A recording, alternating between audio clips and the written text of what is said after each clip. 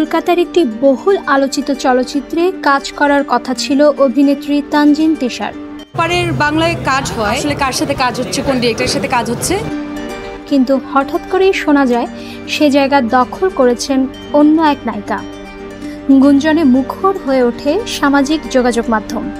নানা জল্পনা কল্পনার ভিড়ে অবশেষে নীরবতা ভাঙলেন তিশা।